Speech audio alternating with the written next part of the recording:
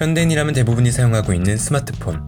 스마트폰을 사용하려면 충전이 필수적인데 저희는 이 충전이 어떻게 이루어지는지, 결국 이 에너지는 도대체 어디서 온 것인지 궁금했고 우리 삶 속 에너지의 출발점을 추적해보았습니다.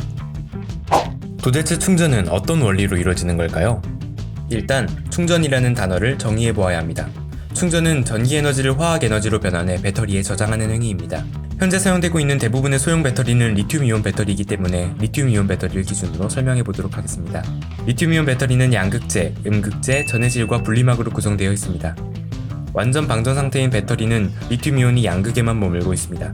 이 상태에서 충전을 하여 전류를 가하면 리튬이온이 음극 쪽으로 이동하는 것이죠.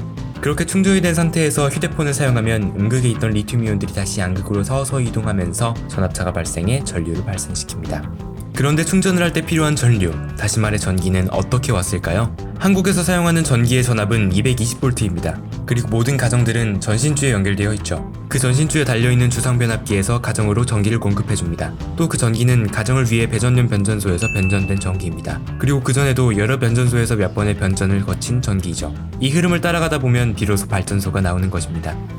그런데 이 전선을 타고 전해지는 전기는 발전소에서 도대체 어떻게 생겨났을까요? 우리나라 전력 생산의 상당 부분을 차지하고 있는 화력 발전을 중심으로 알아보겠습니다. 발전소에서 최종적으로 전기가 만들어지는 발전기는 터빈과 하나의 축으로 연결되어 있어 터빈의 동력을 이용해 발전합니다. 그 터빈은 고온 고압의 증기에 의해 회전하게 되는데 이 고온 고압의 증기는 보일러에서 뜨겁게 가열된 물에서 발생하게 됩니다. 대한민국의 석탄 발전 비율은 약 46%를 차지하고 있고 앞서 이야기한 물이 가열되어 고온 고압의 증기로 바뀔 수 있었던 이유는 석탄과 같은 화석연료가 닿으며 열을 만들어내기 때문입니다. 석탄으로 끓인 증기의 열 에너지가 터빈에서 기계적 에너지로 변환되고 연결된 발전기는 터빈에서의 기계적 에너지를 전기적 에너지로 변환시키며 마침내 전기를 얻게 되는 것이죠. 그런데 발전소에서 태우는 석탄은 어떻게 생긴 걸까요? 석탄은 무려 3억 년 전에 만들어졌습니다.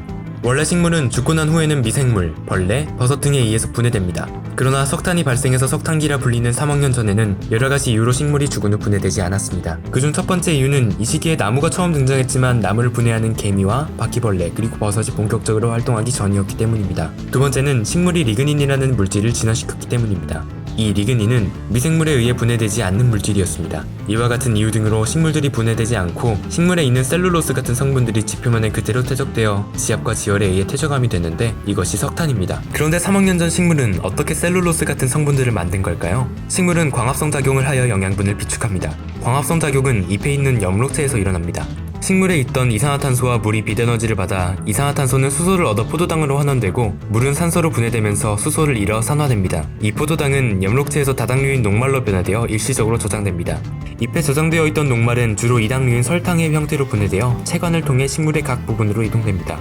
식물의 각 부분으로 이동한 설탕은 셀룰로스, 단백질을 만드는 데 사용되고 남는 것들은 저장됩니다. 이 셀룰로스가 석탄이 되는 것이죠. 그런데 식물이 광합성을 할 때 필요한 빛에너지는 어디서 온 걸까요?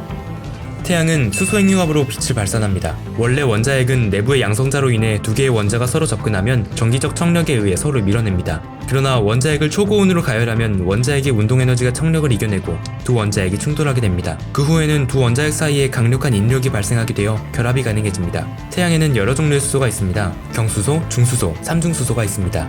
태양 속에서는 이 세 수소가 어우러져 다양한 핵융합을 하지만 그중 가장 활발한 것이 경수소 4개가 뭉쳐져 헬륨이 되는 핵융합입니다. 경수소 2개가 충돌하면서 충돌 전에 가지고 있던 운동에너지를 한쪽 양성자가 흡수합니다. 고에너지 상태로 불안해진 그 양성자는 입자를 뱉어내고 중성자가 됩니다. 이렇게 만들어진 2개의 중수소가 다시 헬륨 하나가 됩니다. 그런데 여기서 문제가 있습니다. 경수소의 원자량은 1.0079인데 경수소 4개가 용합하여 만들어진 헬륨의 원자량이 4.0026인 것입니다. 0.029의 원자량 차이가 존재합니다. 이 질량 차이는 에너지로 변환되었습니다.